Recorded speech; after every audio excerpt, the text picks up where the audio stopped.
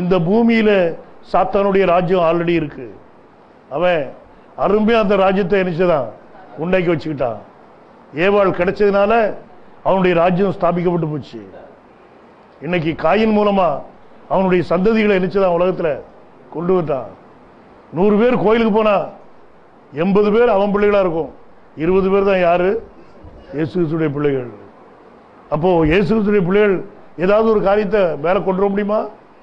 விடமாட்டான், சுத்தில நிற்பான்.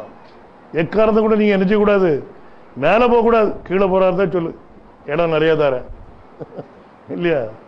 பாருங்க, ஆண்டவரே சொல்லிட்டார், சாத்தானுடைய ராஜ்யத்தை நினைச்ச மாட்டான், விரோதமா நிக்க மாட்டான், பிரிவினை உண்டு பண்ண மாட்டான்.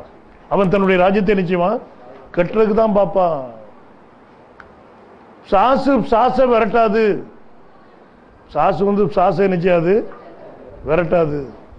இப்போ ஒரு குட்டி சாசு இருக்குன்னு வச்சுருங்க ஒரு ஆள்கிட்ட, அந்த ஆளை நீங்க இன்னொரு சாசிட்ட கூட்டு போறீங்க, இது விரட்டுப்பா அப்படின்ட்டு. அங்கிருந்து வர்ற சாசை நிச்சயம்னா, நீ போ, நான் உட்காந்துக்கிட்டேன். மேலப்பத்தட்டு ஒரு ஊர் இருக்கு, அந்த ஊர்ல ஒரு தடவை ஒரு பையன், வாலிப பையன், ஏன் ஸ்டேஜ் தான் அவன், இவனுக்கு இவன் நினைச்சிருக்கான் கள்ள ட்ரெயின், பாம்பேல இருந்து கள்ள ட்ரெயின் ஏறி வந்திருக்கான். இடையில டிசி பிடிச்சிட்டான். பிடிச்ச உடனே அவன் பேர் நல்லையா பிடிச்சிட்டான். பிடிச்சா ராத்திரி நினைச்சதான் நடுக்காட்டில் இறக்கி விட்டான், போ அப்படின்ட்டு. இவன் ராத்திரி இறங்கின உடனே பார்த்தான், சுத்தி முத்த அப்படி கையை வச்சு பார்த்தான், இருட்டு, 2-3 கல்லறை தெரிஞ்சு. இவன் இறங்கின இடம் என்னது? இவன் உயிர் கையில் இல்லை. அங்க வச்சே நினைச்சுதான் அரண்டுட்டான். பிறகு எப்படியோ அங்கிருந்து நடந்து கிடந்து வந்து ஊர் வந்து சேர்ந்துட்டான். ஊர் வந்து சேரும் போதே இவருக்கு சாஸ் ஆடுதான், என்னெல்லாமோ பேசுதான், ஆடுதான். அங்க ஒரு கோயில் உண்டு, அவங்களுக்குள்ள கோயில் அவங்க வீட்டு பக்கத்திலே இருக்குது.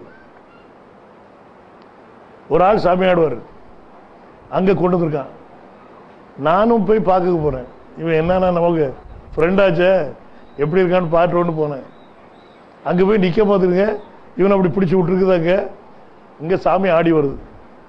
ஆடி வரும்போது அப்படி கையில ஒரு கம்பு எடுத்துட்டு, ஏய் போறியா இல்லையா அப்படின்னு சொல்லிட்டு வருது.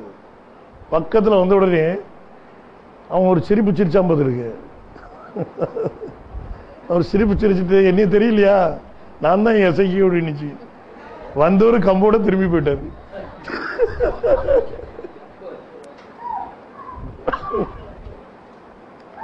அப்போ 2 பேருக்கும் எவ்வளவு காம்பினேஷன் இருக்கு பாருங்க, ஒற்றுமை இல்லையா? நான் இது நேரடியா பார்த்தது. அந்த நாட்களில் எனக்கு ஒன்றும் தெரியாது, பைபிள் பற்றி தெரியாது. நாங்க மேலப்பத்திலிருந்து படிச்சுக்கிட்டு இருந்தோம் அப்போ ஹைஸ்கூல்ல. பாருங்க, சாசு சாசை என்ன செய்யாது? துரத்தாது. அப்படி துரத்துனா அவனுடைய ராஜ்யம் என்ன செய்யாது? நில நிற்காது. அப்ப இந்த பூமியில சாசனுடைய ராஜ்யமும் இருக்குது.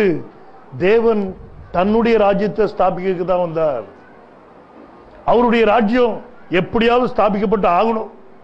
ஆனா அதுல வரக்கூடிய பிள்ளைகள் யாரா இருக்கணும்? தேவகுமார்களா இருக்கணும். நீ தேவகுமாரனா இருந்தா தான் அதுக்குள்ள வர முடியும். இல்லைன்னா உனக்கு அதுக்கும் சம்பந்தம் இருக்கா? தேவகுமாரனா இல்லைன்னா இந்த செய்தி புரியவும் செய்யாதுப்பா அவருக்கு. நீ பெரிய இன்ஜினியர் ஆயிரு அல்லது பெரிய விஞ்ஞானி ஆயிரு, அதை பத்தி கவலை கிடையாது, அந்த செய்தி புரியாது. ஞாபகத்தில் வச்சுருக்க. இப்போ ஆண்டவர் சொன்னார், இந்த நாமம் இயேசுங்கிற நாமம் இந்த பூமியில இறங்கி வந்துச்சு. இந்த நாமத்தில் என்ன இருக்குது? அவர் தமது ஜனங்களின் பாவங்களை என்ன செய்வார்? நீக்கி அவர்களை என்ன செய்வாராம்? ரட்சிப்பாராம். அப்போ இந்த நாமத்தை ஆண்டவர் சொன்னார், ஞாபகத்தில் வச்சுடுங்க. வாசிங்க அந்த 17:26 யோவான்.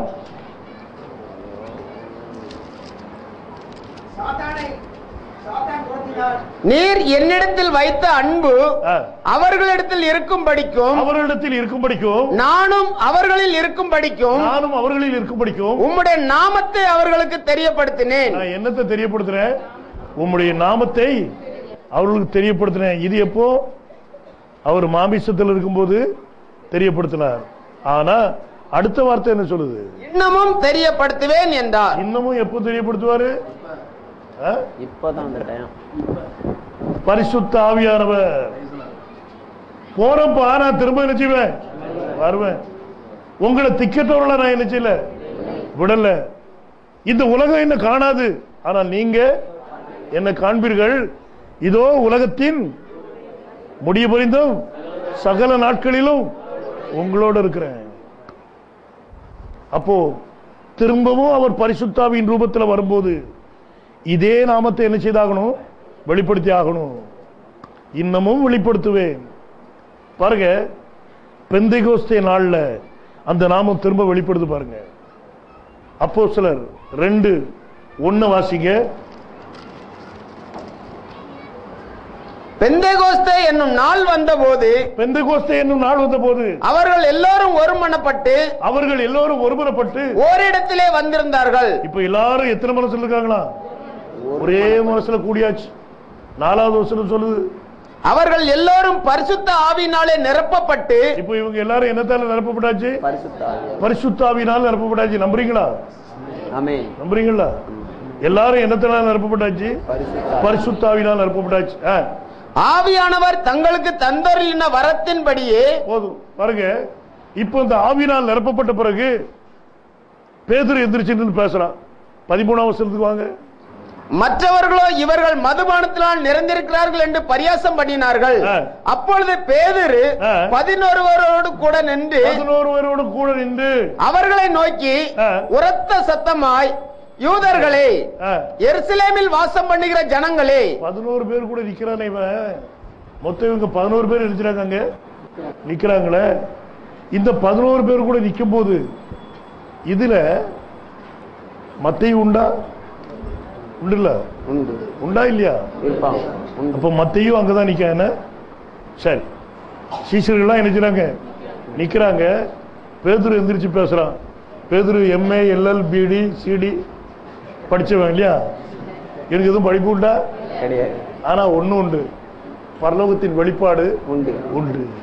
நமக்கு தேவை என்னது? அதுதான் தேவை. உன் படிப்பு தேவையில்லப்பா. இப்போ இவன் பேசுறான். என்ன பேசுறான்? 36வது வசனத்துக்கு வாங்க.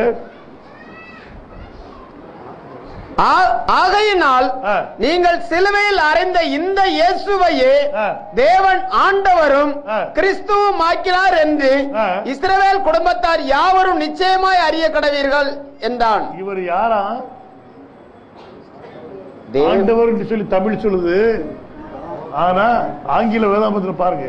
Therefore let all the house of Israel know assuredly that God hath made that same Jesus whom ye have crucified both Lord and Christ. Both Lord and Christ.